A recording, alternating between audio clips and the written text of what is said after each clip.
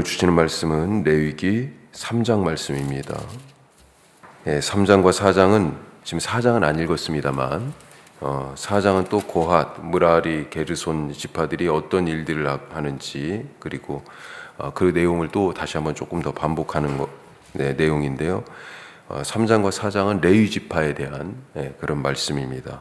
3장 우리가 오늘 읽었습니다만 3장은 4절까지는 제사장에 대한 얘기예요. 그래서 아론과 그의 네 아들들 제사장으로 세워라. 그리고 5절에서 10절까지는 레위 지파의 직무에 대해서 나옵니다. 네 가지 직무가 나오는데 첫 번째는 제사장을 돕는 일, 제사장을 시중드는 것. 그 다음에는 백성들, 제사하는 사람, 제사하러 오는 사람들을 돕는 것. 그리고 그걸 회중의 직무라고 되어 있어요. 7절에 보면 아론의 직무와 온 회중의 직무, 회중을 제사 드리러 온 사람들을 돕는 거고, 그리고 세 번째는 성막에서 기구들을 맡아 지키거나 하면서 성막에서 심호하는 것. 그리고 마지막 하나 더는 이게 성막과 백성들의 진 사이에 레위 지파의 진이 있는 것입니다. 그러니까 일종의 완충지대라고 볼 수 있는 거죠. 산의 경계와 같은, 시내산의 경계와 같은. 원래 시내산에 하나님이 임재하시고 백성들이 이 산 경계 바깥에 있었잖아요. 똑같은 모습으로 회막에 이제 하나님이 임재하시는 거죠. 그리고 경계에 해당하는 게 바로 이 레위 지파다.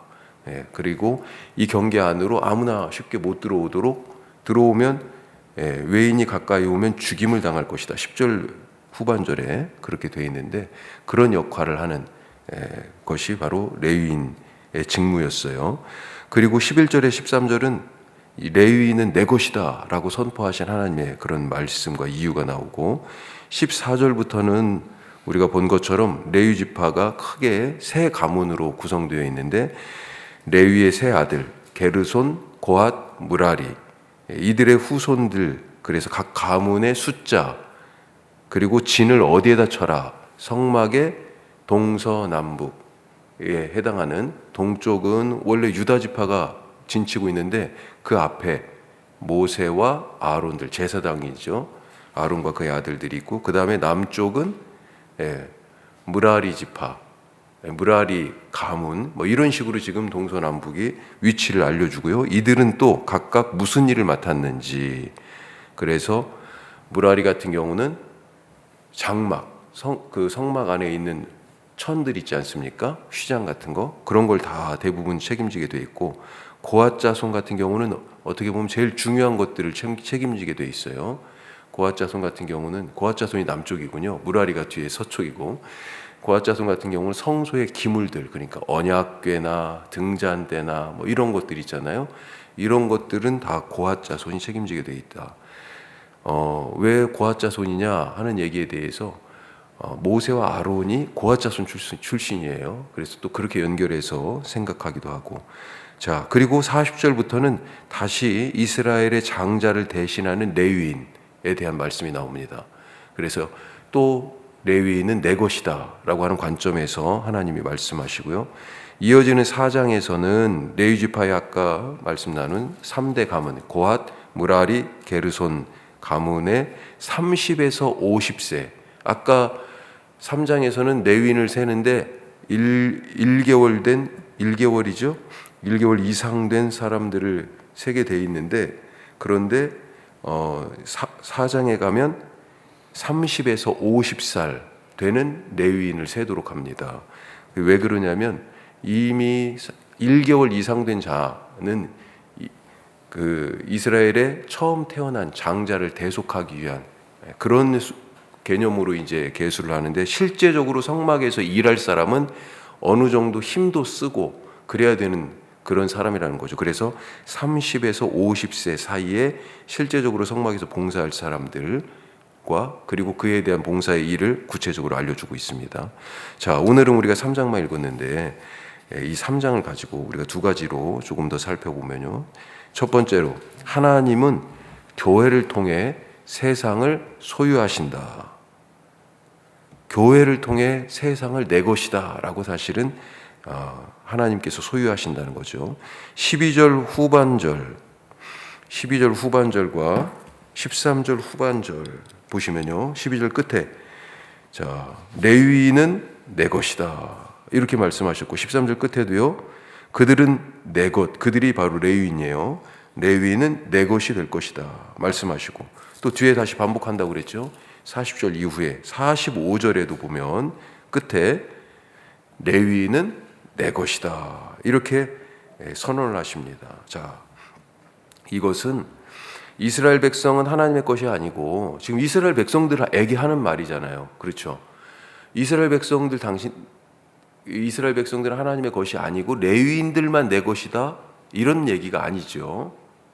이미 하나님께서는 시내산에서 언약을 맺을 때 이스라엘을 두고 너희는 모든 민족 중에서 내 것이다. 내 소유가 되겠고 이렇게 말씀하셨습니다.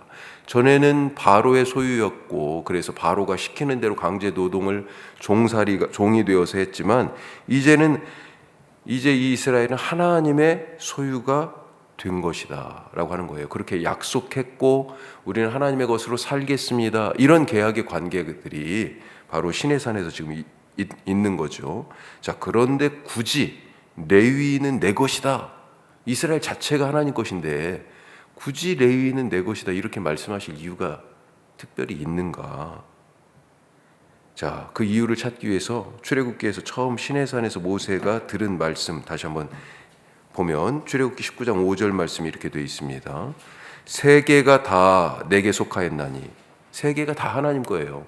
세계가 다 내게 속하였나니 너희가 내 말을 잘 듣고 내 언약을 지키면 너희는 모든 민족 중에서 내 소유가 되겠고.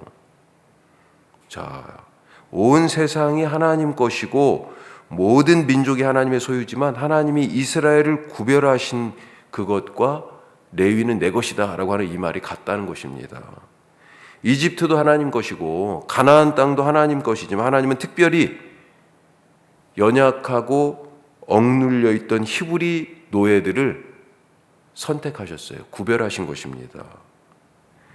이집트와 파라오는 하나님의 것임을 거부하고 하나님의 명령을 거슬러서 불순종하고 그렇게 대항하다가 10가지 재앙을 맞았습니다. 하나님은 이스라엘을 이제 구별하심으로 이스라엘은 하나님의 것이 되겠다라고 지금 약속했잖아요. 그래서 이스라엘을 구별하심으로 세상이 하나님의 소유인 것을 알리시는 거예요. 마찬가지로 레위인을 구별하심으로 이스라엘 공동체 전체가 하나님의 소유됨을 그렇게 나타내시는 것입니다. 여기에 우리의 사명이 있습니다. 하나님은 교회된 우리를 두고 나의 것이다. 값으로 산 것이 되었다. 내 피값으로 샀다. 이렇게 말씀하시잖아요. 그래서 세상이 우리가 하나님의 것이 됨으로 말미암아 세상이 하나님의 것임을 나타낸다. 알리기를 원하신다 하는 것입니다. 우리를 통해서 세상이 내 것이다. 그렇게 선언하시는 하나님의 뜻이 오늘 우리의 삶을 통해서 이루어질 수 있기를 바랍니다. 자, 두 번째로 누군가 대신하여 죽었다라고 하는 것입니다. 자, 40절부터는 1개월 이상 된 레위인을 계수하다 그렇게 말씀하시죠. 뿐만 아니라 이스라엘 자손 중에서 처음 태어난 맏아들도 계수하라. 지금 계수를 두 가지를 하라는 거예요. 1개월 이상 된 레위인 숫자, 그 다음에 이스라엘 모든 가정에서 맏아들은 몇 명이냐 그 숫자를 한번 세봐라. 그 이유가 11절에서 13절에 나와 있습니다. 이유가 뭐예요? 하나님은 레위인으로 이스라엘 자손 중 모든 장자를 대신하게 하려고 숫자를 세보라고 하신 것입니다. 자, 12절을 우리 같이 다시 읽겠습니다. 12절.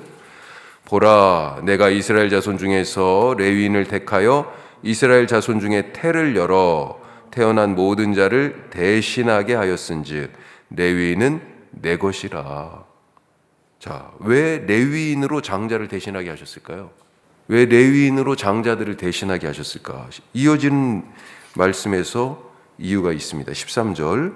처음 태어난 자는 다 내 것임은 내가 애굽 땅에서 그 처음 태어난 자를 다 죽이던 날에 이스라엘의 처음 태어난 자는 사람이나 짐승을 다 거룩하게 구별하였음이니 그들은 내 것이 될 것임이니라. 나는 여호와이니라. 우리가 알다시피 출애굽하던 6월절 밤에 이집트에 있는 사람과 짐승의 모든 처음 태어난 것 다 죽었잖아요. 하지만 이스라엘 집에는 그 재앙이 건너갔습니다. 그래서 건너가서 6월 넘어갔기 때문에 6월절이라고 부르죠. 자, 그때 이미 죽은 목숨이라는 것입니다. 하나님께서 6월절 어린 양이 대신 죽게 하심으로 이들을 살리셨습니다. 그래서 하나님이 이미 죽은 것인데 내가 살렸다라고 하는 그런 의미에서 내 것이다라고 하는 것입니다. 이런 점에서 장자들을 대신해서 레위인을 하나님이 나의 소유다 그렇게 말씀하는 거죠. 자, 그런데 숫자를 아까 셌잖아요. 숫자 22,000명쯤 되죠. 그런데 장자들의 숫자가 273명이 더 많아요. 자, 그런데 이 생명은 누구 거예요? 지금 이 장자들의 생명은 하나님 거잖아요. 그래서 성전에다가 이 목숨값을 내는 것입니다. 목숨값. 그게 얼마예요? 5세겔입니다. 5세겔. 한 사람당 성전 세겔로 5세겔. 이것이 만만치 않은 금액이었는데 연구자들은 이 5세겔이 어느 정도냐? 6개월의 임금이다. 6개월치 임금이라는 거예요. 그런데 273명이 273 곱하기 5를 지금 해야 되는 거죠. 자, 이때 드려진 그러면 이 세겔은 1350세겔인가요? 1365세겔. 이것들은 어떻게 했을까? 이걸 레위인에게 주라고 그랬는데 이걸 가지고 성막도 고치고 성막이 들고 다니고 그러잖아요. 그러니까 고치기도 하고 부서졌으면 새로 만들기도 하고 또 이 레위인들이 직무를 감당하는데 쓰는 그런 비용으로 사용하지 않았을까 그렇게 생각할 수 있습니다.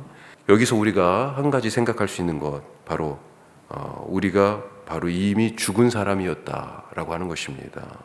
이스라엘의 장자들은 출애굽할 때 이미 죽은 것입니다. 하지만 여전히 실제적으로는 살아있죠. 왜 그렇습니까? 출애굽 때는 6월절 어린 양이 대신 죽었기 때문에 그렇습니다. 우리도 사실은 죄로 이미 죽은 자입니다. 하지만 지금 살아있어요. 왜 그렇습니까? 그리스도께서 우리를 위하여 대신 죽으셨기 때문에 우리를 위해서 십자가를 대신 지시고 우리의 죄를 대신하여 죽으신 예수님 때문에 우리가 살았습니다. 누군가를 위해 대신 죽는 삶, 그것이 바로 예수님의 삶이었고 우리가 예수님의 뒤를 따르기에 그것이 바로 그리스도인의 삶이 아니냐. 오늘 우리가 다시 한번 생각하게 됩니다. 예수님을 따르는 우리 대신 죽음으로, 우리가 대신 죽음으로 누군가의 생명을 구하고 얻는 그런 구원의 하루 되실 수 있기를 주님의 이름으로 축복합니다. 기도하겠습니다. 우리가 두 가지 말씀을 나눴습니다. 하나님이 오늘 똑같이 레위인들에게 말씀하신 것처럼 교회된 우리에게 너희는 내 것이다 그렇게 말씀하십니다.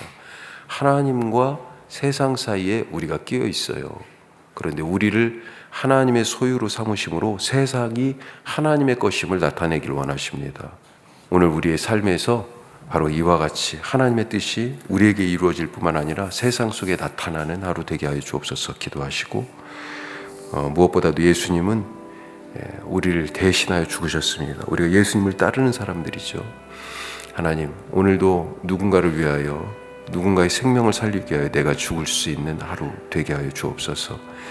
말은 우리가 그렇게 살겠습니다 하는데 사실 쉽지 않습니다. 순간순간 그런 모든 일들이 나중에 되돌아보면 후회할 그런 말, 후회할 행동들, 아쉬웠던 상황들, 그때 그렇게 살았어야 되는데 하는 반성들, 회개 이런 것들이 있죠. 하나님, 우리가 그렇게 연약합니다. 하지만 하나님의 뜻대로 살기를 원하고 예수님처럼 누구를 위하여 대신 죽는 삶을 살기 원합니다. 오늘 이런 마음으로 우리가 기도할 수 있기를 바랍니다. 더불어서 우리 교회 자녀들 위해서 기도하십시다.